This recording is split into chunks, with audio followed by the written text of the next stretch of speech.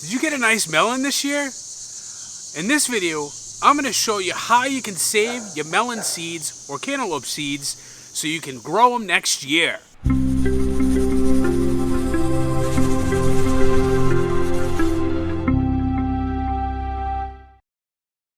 Hi, this is Jeremy Starke here from Green Thumb Gardener, here to give you some tips, tutorials, and reviews for all your gardening needs.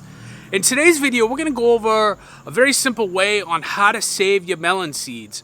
You got that melon, you grew the perfect one, and now you want to be able to see if you can save the seeds so you can grow them next year in your summer garden. I'll go over a very simple way on how to do this, and it's really simple on how to save those seeds. If you find this video helpful, please give us a green thumbs up and like the video below. Also, if you can hit the subscribe button below if you want to see more of the content that we have. Also, when you do hit the subscribe button, hit the bell so you get notifications of that. Also, we do have a website called gardenerthumb.com. If you ever wanted to check out any blog posts that we have, we do feature a lot of the same tips that we have here. Now that we got that out of the way, let's get right into the show. So you got that perfect melon that you grew in your garden this year, and it's just one of those things that you want to have for next year. Well, the good thing is that you can actually save your seeds from your melons, and this could be any kind of melon. So this could be well, the varieties that I'll focus on mostly are like the cantaloupe, which is the kind of netted hard variety. We'll see it in just a few minutes. And also you can also do this for like the honeydew melon, which is like a green melon, or I think it comes in other different colors as well. But those two, basically, those are the two ones that you can easily save the seeds with, and I'll show you basically how to do it.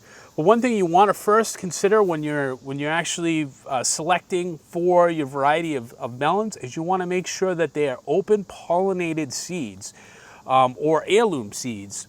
And what that means, open pollinated means is that it's not a genetically modified variety.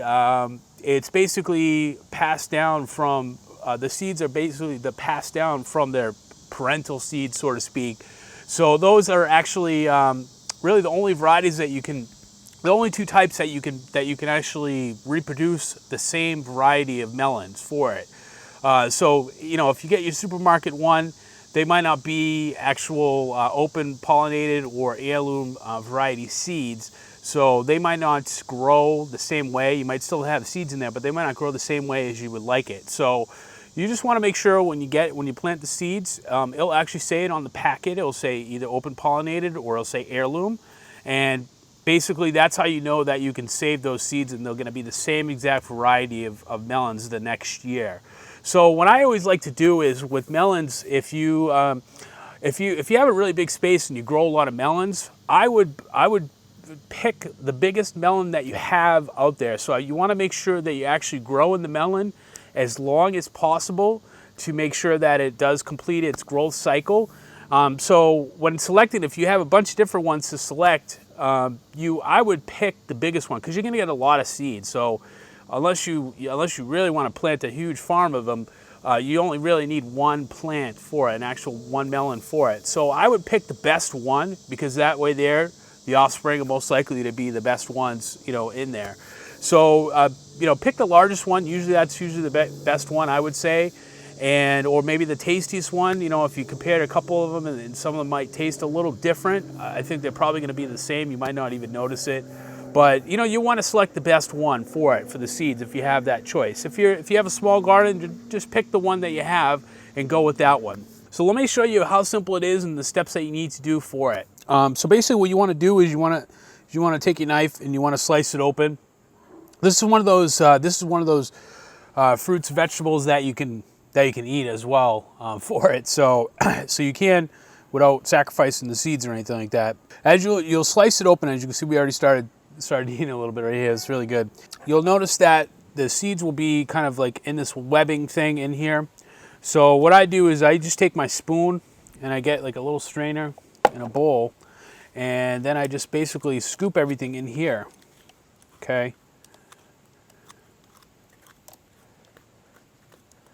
And basically just getting all the seeds in there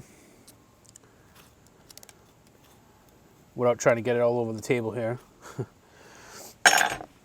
All right, so basically you're gonna have all the seeds are gonna be in here, and they're gonna be kind of connected to this. So what I would do next at this point is I would basically go in and I would rinse out all this stuff. I would take out all this little pulp and everything until you're left with the seeds, and then I would rinse the actual seeds so that it's just the actual seeds itself and not the orange pulpy part of it. So I actually already went ahead and did that. So what I did was I just basically rinsed all these seeds, and then I kind of just strained them a little bit, and then I just dried them off just a little bit. And then the next thing that you want to do is you actually just want to lay these out on a paper towel, because what you want to do is you want these to actually dry out. One of the elements that can actually prevent your seeds or I guess make them not as viable is if they're wet and you store them while they're wet. You get like molding and stuff on them, and they basically get some kind of they might not be the best viable seeds if you do that. So one of the other things you could do too is, I know some people will put them in water and they'll take the ones that are floating out of it. I'm not really sure with the melons. I don't know if that really works, but I've seen other people do that as well. I basically, all I do is I basically just take them out, I rinse them off, and then I keep them on a paper towel, and I'll just keep them out until they actually dry.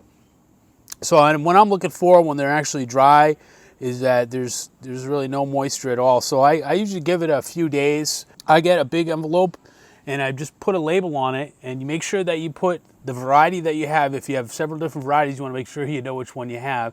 And then I just put the date that I actually did the seed. So, this would be August, so I'd just put 08 and then 2018, and then I would label these are, I believe they're the Hale's Best Jumbo Melons.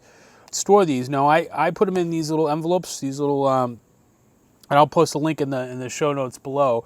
But they're just these little coin envelopes, and I could write right on them, and then I put them in a plastic tub once they're all dry, and then I store them away in a refrigerator. I actually put them in a refrigerator in this big container, and that basically it'll last a long time. I mean, I usually just planting these till the next year, but you could store these in that environment for quite some time. I think I've had seeds in there for, gosh, maybe 10 years that still have sprouted, and they've grown perfectly fine. And that's really it for it. I mean, this is one of the simple fruits that you don't have to do too much to it when you're saving the seeds. And like I said, the biggest concern that you want to have is that you want to make sure that they're heirloom seeds, or that they are open pollinated seeds, because their offspring will be viable and will actually grow to what they were before. But let me know in the comments below if there's any other seeds that you want to learn how to save. I'd be happy to do a video on it as well. Also, let me know what variety of watermelon or melons or anything melons that you're growing, because I'd love to know what's out there. I've only grown maybe 4 or 5 different varieties of melons, so I'm always curious to find out what everybody else is growing and seeing if there's something new that I can also grow in my garden. Also, please give us a green thumbs up if you find this content helpful, and if you want to see more just like it. Also, subscribe below and hit the bell if you want to get notified of any content that we'll have in the future. Also, take a look at our website, gardenerthumb.com, for just other tips and tricks out there for you in the gardening space. Thank you for watching, and we really appreciate it, and we'll see you in the next video.